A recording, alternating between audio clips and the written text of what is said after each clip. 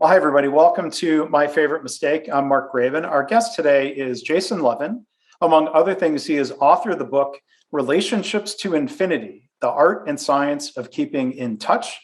Jason is kindly helping us do a book giveaway contest where you'll have an opportunity to win one of 5 signed copies of the book. So look in the show notes for the link for how to enter there. But let me tell you a little bit about Jason. In serving his enterprise and individual clients, he draws on experiences as a district manager with Vault.com. And at that company, he held roles both in operations and he led a remote business development team. Prior to that, he worked in brand management for Unilever on the Dove Global team, where he developed global innovations in the anti-aging skincare category. I know you'll be kind enough to not recommend those products to me directly here, right, Jason? Not at all, Mark. You look great. You've got great skin. Maybe I use some of them. I don't, but maybe I should. So anyway, this isn't a podcast about my skin. But that anti-aging skincare category is an important one. He also previously worked for the consulting firms that eventually became part of KPMG, and he worked for Accenture. He has an MBA from the Georgetown McDonough School of Business. You can learn more about Jason and his work at his website, readysetlaunch.net. One other fun detail, he's an assistant coach for his son's Little League baseball team. And he's a self-described raving fan of DC sports. So, welcome to the podcast, Jason. I got to ask you first off, if you had to pick a favorite team, which is it? It's hard. It's really, really hard. But I think that after the Nats won the World Series, I think everybody had a heart attack and just the complete celebration. So I'm going with the Nats. But it's a tough tie with the other teams. Yeah. So, well, it sounds like baseball is a big part of your family then, with your son playing too. Yes, absolutely. Yeah.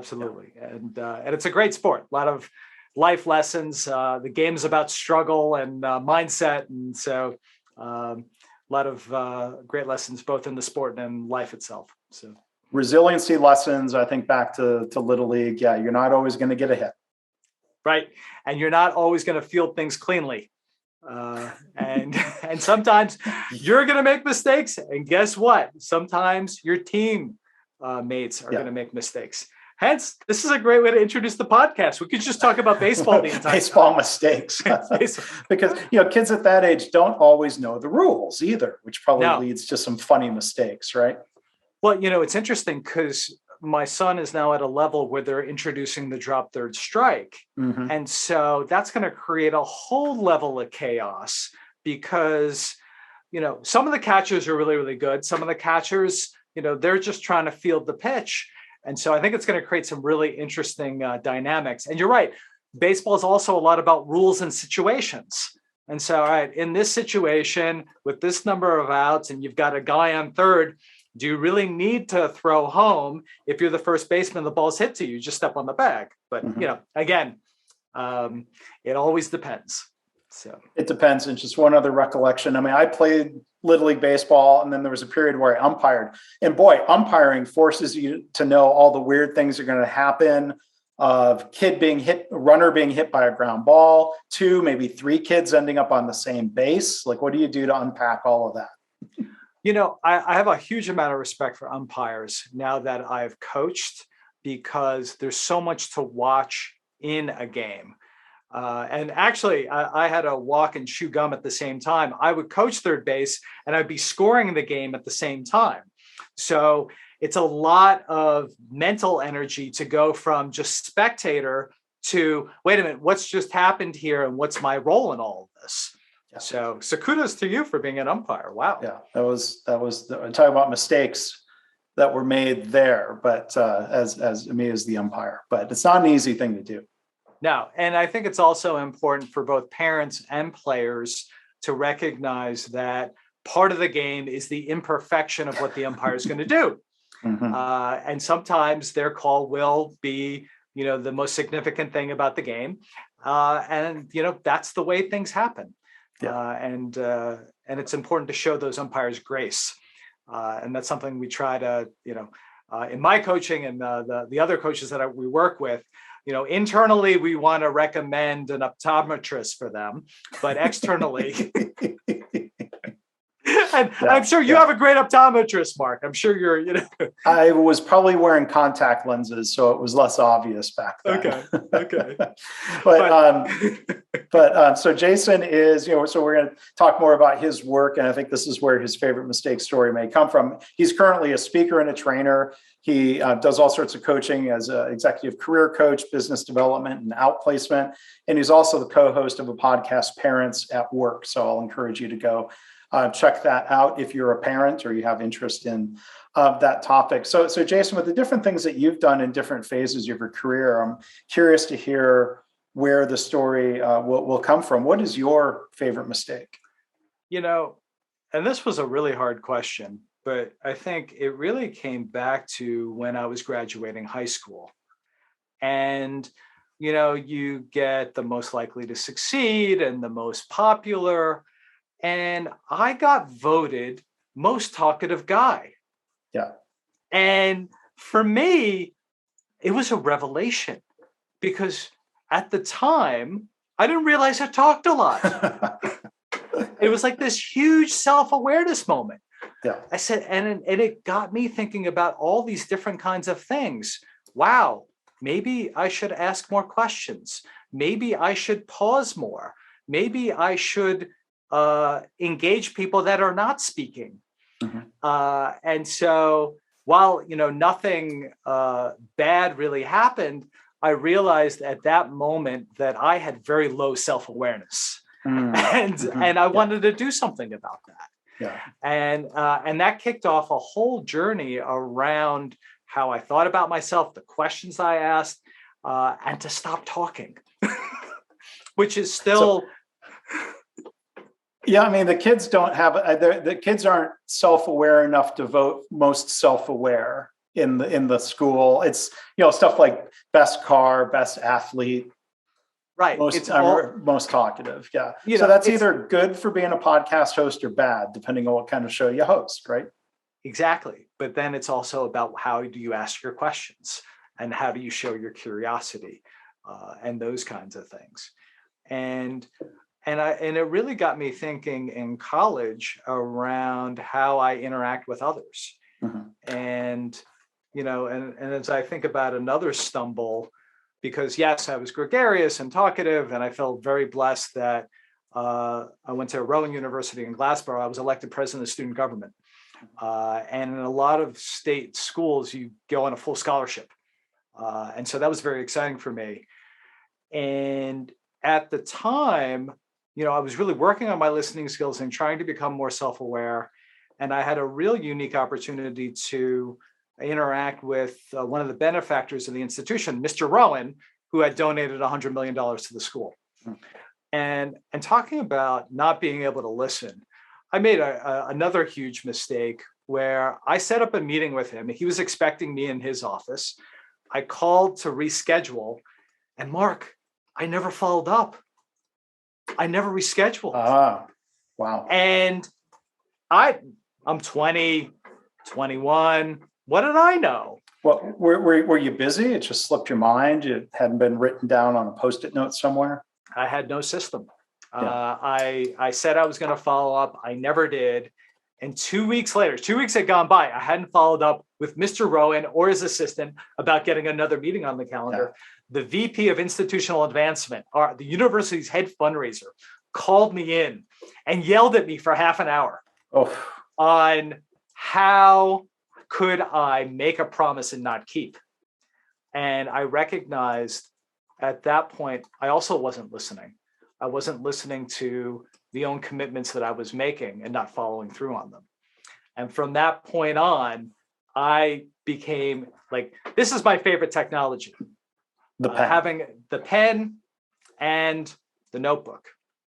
This is the most powerful thing that reminds me of the things that I need to do. And so from that moment on, and he was very gracious and we set up another meeting and everything was fine. But I recognized that I needed to be more serious about listening and my own follow through. Yeah. So.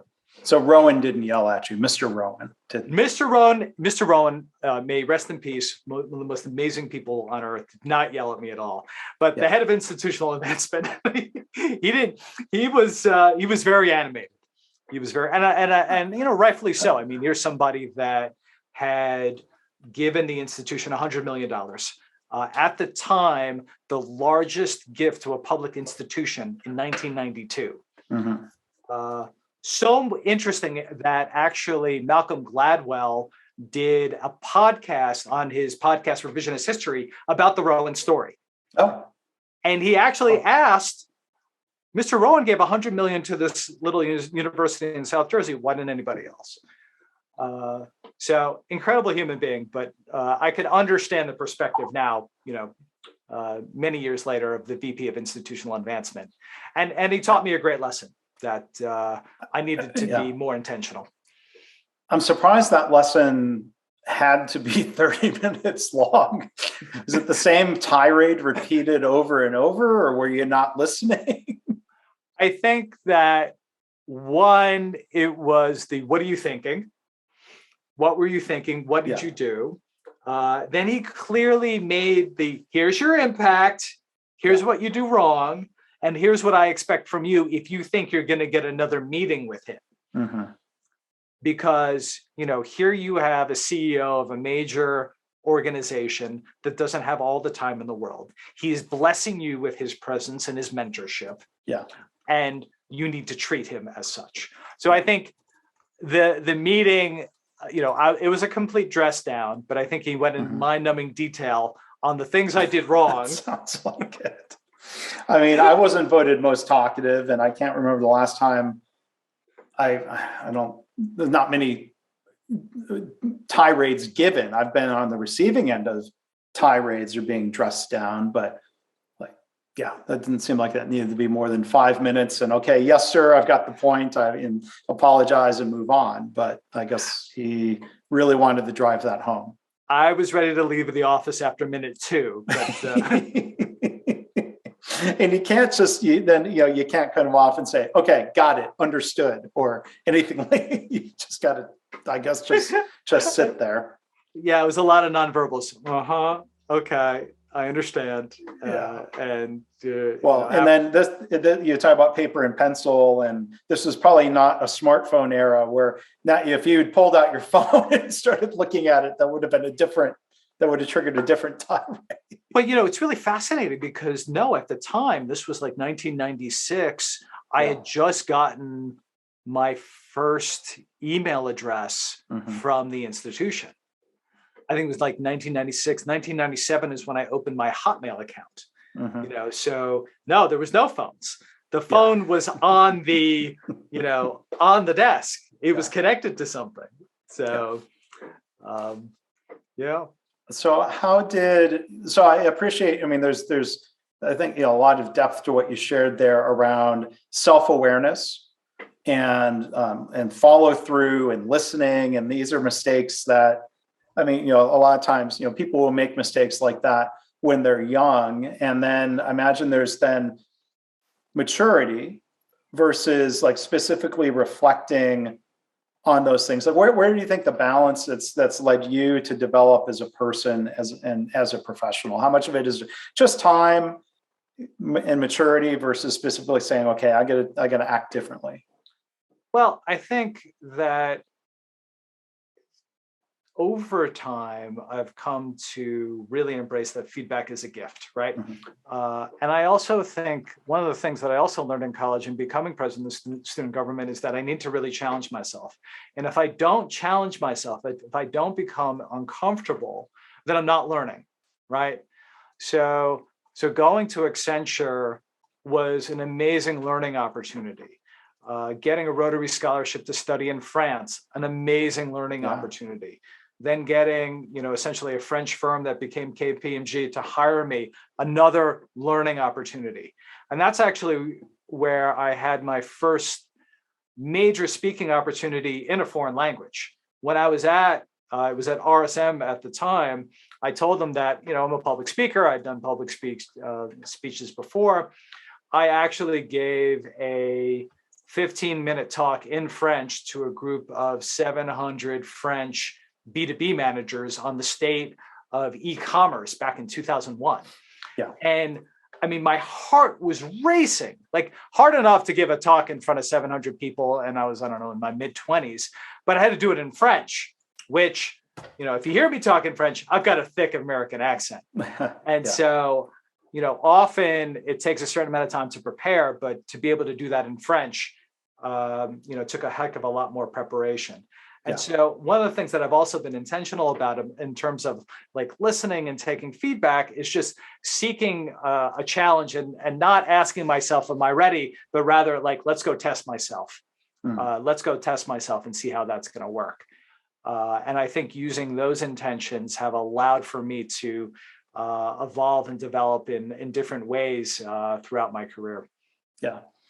So how have these lessons affected the work that you do now, let's say specifically around executive career coaching? Because I wonder if there are times where people have experienced a lot of success, they get to a certain point, are they comfortable being uncomfortable? Are they at a point where they're not willing to show the vulnerability of right. I don't know something, or am I going to try something where success is not preordained and guaranteed based on past experience? Like what are your thoughts around that?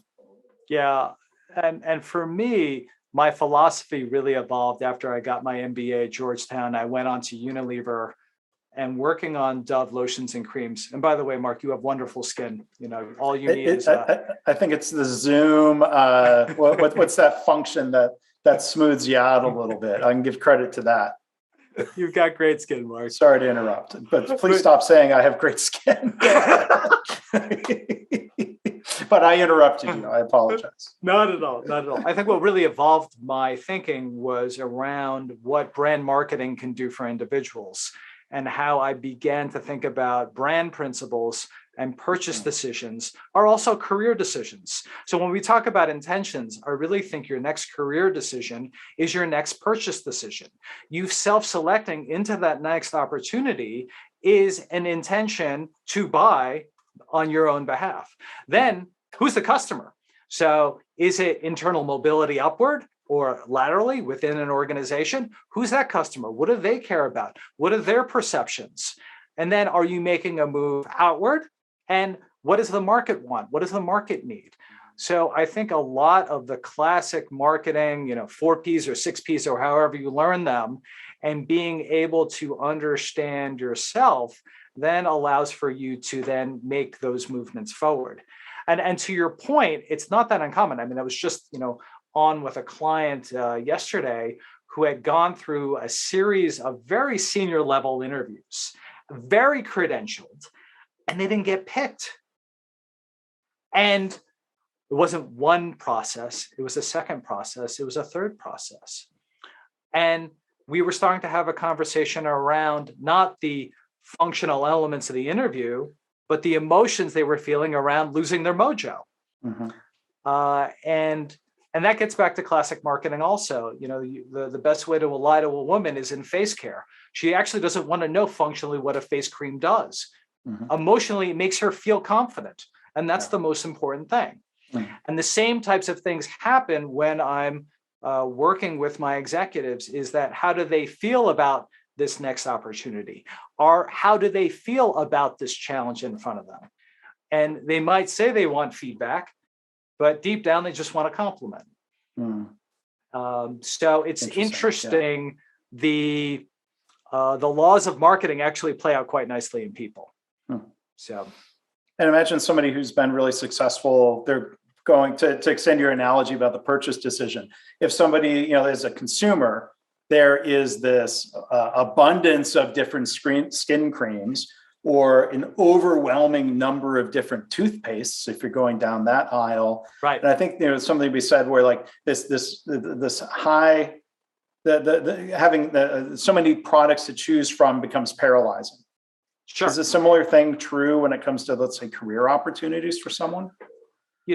Often when I'm unpacking things with an executive, often what you'll find is a lot of projection from others, guys, as advice. Right. Mm-hmm. Mark, you are so smart. And you should be doing all these different kinds of things. But they're not taking a listening-based approach to actually understanding what they want and what's important to them and how they think about those kinds of things. Yeah. And that's getting to the core of their own value proposition, right? So, I was just working with this one chief operating officer, and you know what? We were about to make a couple of career decisions. And, large organization, they were being primed for the leadership role. And when it came down to it, it wasn't fear. It's just they really like being the number two. And in reality, they didn't want to be at such a large organization. They wanted to be able to work in more of a growth-oriented organization. And so in working together, we began to identify, okay, what are the emerging organizations? What are the industries you find interesting? And so a lot of people were cultivating that person to take on the lead position, but that's not what they actually wanted. Mm-hmm. So moving away from this projection to intention. One other aspect of your business, and then we talk about the book, Jason. There's one element of your coaching business that's very specific: the idea of helping athletes with transitions. Sure. And I'm not interested in this because I was any sort of athlete, but I've done 2 episodes with 2 retired pro athletes: Lenny Walls, who retired from the NFL, and Dave Scatchard, who retired from the NHL. Right. So we had football and hockey, and they had interesting stories to share about their own struggles of redefining themselves and finding Sure. a new path. What attracted you to that work, and what makes that different than executive coaching? What I find interesting is that world came to me. I did not intentionally go to that world. I didn't even know athlete transition was a thing when I started my business. And I feel very blessed that top MBA programs and executive MBA programs were bringing me in to do these career transition sessions. Mm-hmm. And the 2 types of people that always come up to me and say, I wish I had known this sooner, were transitioning military and athletes. Mm-hmm. Mm-hmm. And so the more I started to work with the D3, D2, D1 athlete, the minor league pitcher, the volleyball player that went pro, the basketball G League person, and then all of a sudden it starts getting into the real pros, and it's that piece of identity that you have done this one thing, and everybody around you has done this one thing. Basketball, baseball, gymnastics. You pick the sport that is part of your identity, and I think that the notion of athlete retirement is just so young for some of these players, mid-20s, late 20s, early 30s. You have your whole life ahead of you. After that, who am I? What do I do? Where do I even begin? Mm-hmm. And so I think it's a whole other world of transition, because then for them, some feel that, I'm going to go work for a team, or I'm going to work for a league. And guess what? Or I'm going to be an announcer. And that's like a finite amount of opportunity. So working with athletes is super fun because we expand the scope, and we get them into a place where they are starting to be more intentional about what are the things they want to serve. I had one, D3 football player who was a lineman, and we were getting to the point where he was very interested in government contractors, and we were mock interviewing. And I'll never forget this. So I'm like, okay, walk me through your resume. And he started doing this, like really breathing heavy. And I was like, all right, time out. What's going on here? Yeah. And he was so nervous that he had not interviewed in such a long time, or ever really, that he didn't even know how to think about this.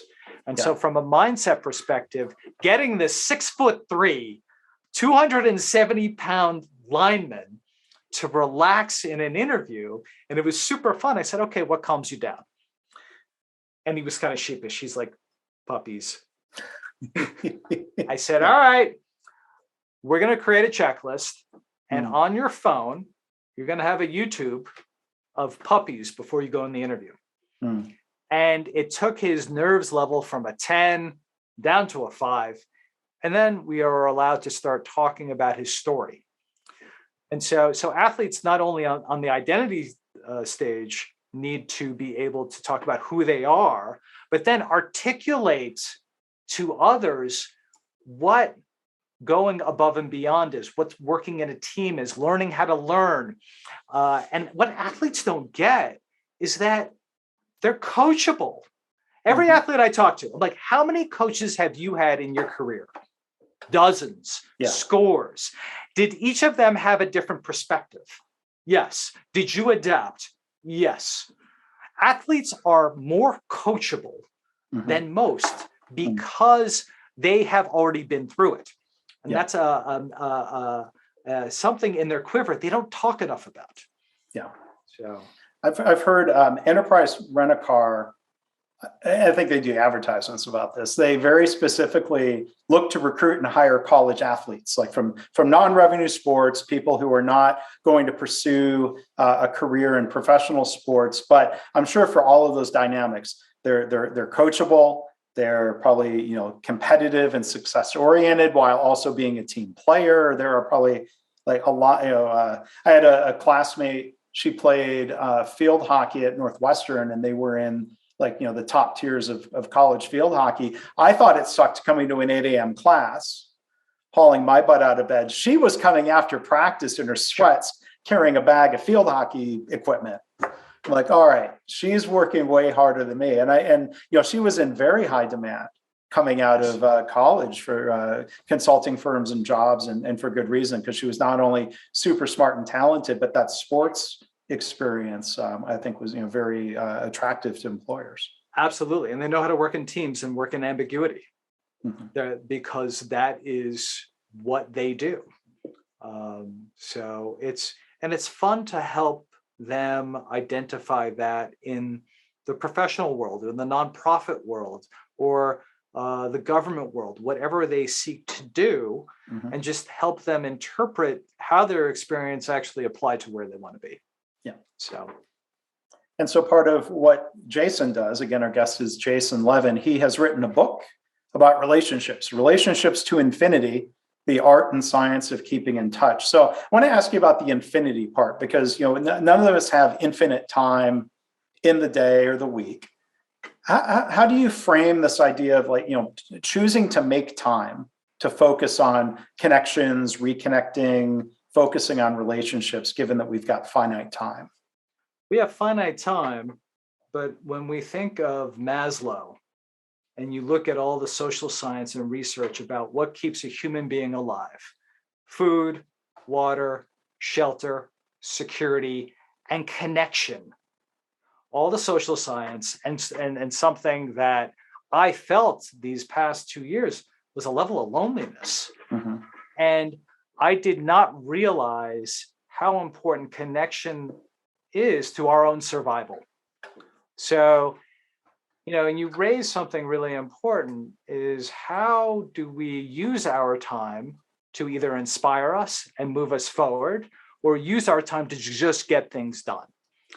And so often when I'm working with a group in a training, or individually, it's show me your calendar and I'll show you your priorities. And what's fun is to get one client that I talked about in the book was someone that wanted to go for her first general counsel role. And through structured intentions and being able to build relationships, she was able to do so. And she was a self-described introvert, right? She was so blown away by the process that we had used of just calendar blocking time, that actually in her new job as a general counsel, she has on Friday mornings, it's called CC, connection calls. And it's a half an hour. And that time is sacrosanct. Nobody can get into that half an hour, because she's going out and connecting with people that she knows, likes, and trusts. And that's been invigorating for her, even beyond the transition that she's made for herself. And how important does it depend on the individual? Phone calls, email, using LinkedIn? I mean, does the format of the reach out matter? What's your advice about that?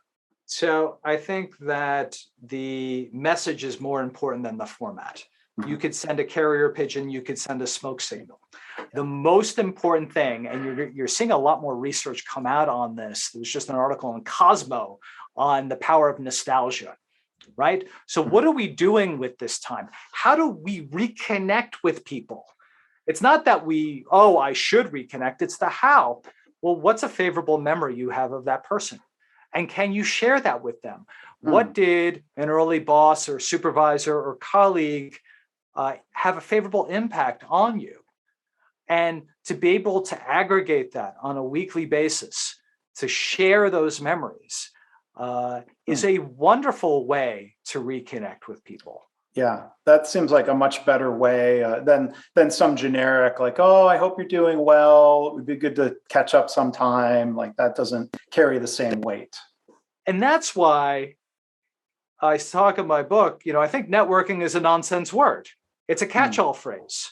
For me, if you're intentional, that means you're keeping in touch. You're aspiring to keeping in touch, and that you're actually acting on your keeping in touch intentions.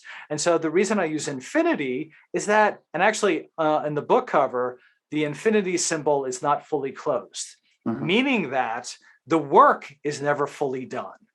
And so that you're constantly in this wonderful state of connecting and reconnecting, and that people are always happy to hear from you, and they're always happy to help. And I think one of the most important things that we see now in these last 2 years between hybrid and remote is that we need to be more intentional about how we manage our relationships. Yeah. And that's what I wanted to do, is create a framework for that. And the book has a section on using LinkedIn effectively in general, which I think will be of interest to people. There's a phrase you use in part of the book, your social fortress. What is that? So the social fortress is an academic construct that when we need to make important decisions or under stress, we would be benefiting from a larger, broader set of voices. But what happens is we create a social fortress to actually only go to a few trusted people. And that could be, and I see this often, I'm working with an exec right now that's under a lot of pressure. They need to create a strategy for their leadership team. And you could see them close down. And like that social fortress that's being created where they only want to talk to a few. I'm like, you need to be able to share this with these stakeholders, get their buy-in, listen and hear them out. So the social fortress is actually a very serious thing as we think about keeping in touch, even with the people that are currently in your own organization. So that's an interesting thought. So yeah, tell me more about the importance of, let's say, maintaining your external network versus a network within your own company. Right. And that's something that I talk about in the academic research that I went through. And really, it's two foundational pieces. One is Mark Granovetter's 1973 paper on the strength of weak ties, where he was talking about how people that are acquaintances can actually help you propel yourself in new and in interesting ways. And the fun part is that Granovetter actually became famous in The Tipping Point under Malcolm Gladwell. Yeah. So when he talks about connectors, mavens, and salespeople. And the second piece, so you have weak ties and strong ties. And then what you have in 2011 is the strength of dormant ties. People that you lose touch with. And so that comes from Give and Take, made famous in 2014, where Adam Grant was talking about people that give and more likely to get back in touch with these dormant ties, people that you lose touch with. Yeah. So really, when we're talking about your internal relationships and external relationships, there's really four quadrants: strong, weak, and dormant and current. All right. So, and between strong and weak and dormant and current, you have four different types of relationships that you can be focusing on. And so really on a weekly basis, you need to be thinking about, okay, within those four quadrants, all right, here's the work that I need to get done. who are my stakeholders that are going to help get me there?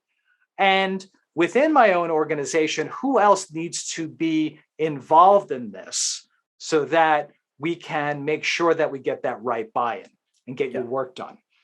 And then you can use those 4 quadrants externally to be able to think, all right, who are my partners, clients, as well as people that I used to work with, and be aggregating them in on a monthly basis so that you're managing your current relationships in your work and making sure that all the different people and stakeholders are able to get that work done.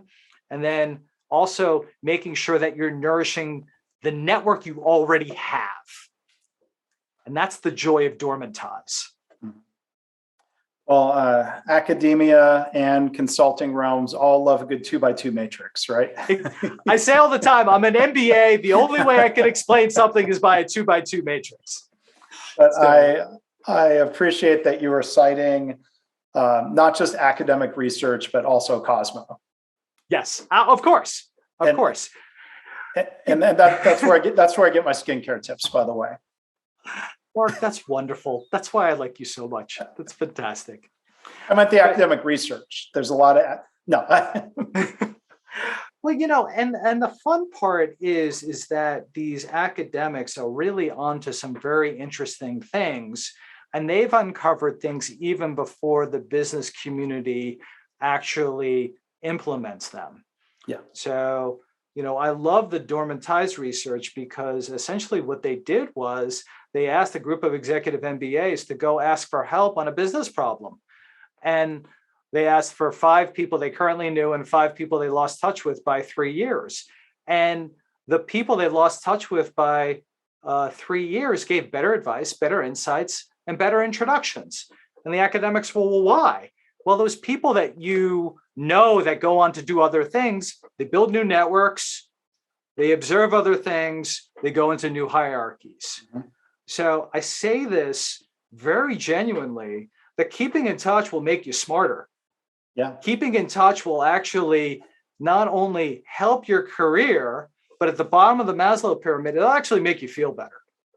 So you're getting two birds, one stone on this. Yeah. So relationships and networking is a path to what's the top level? Self-actualization? Self-actualization. I pulled that out of the deep memory there. There you go. So back to self-awareness, right? Mm-hmm. So you're doing this initially to stay alive, right? And as you are nourished, then you're able to have these higher order ideas of who you are, what you stand for, what your legacy is, what meaning do you want to create through your work. Mm-hmm. Very important point. So there's a lot of great stuff in the book. I hope people will check it out. It's Relationships to Infinity, the art and science of keeping in touch. Our guest today has been Jason Levin. His website is readysetlaunch.net. Jason, this has been a lot of fun. Thank you for the conversation and for everything you shared today. Mark, I appreciate you. Thank you very much.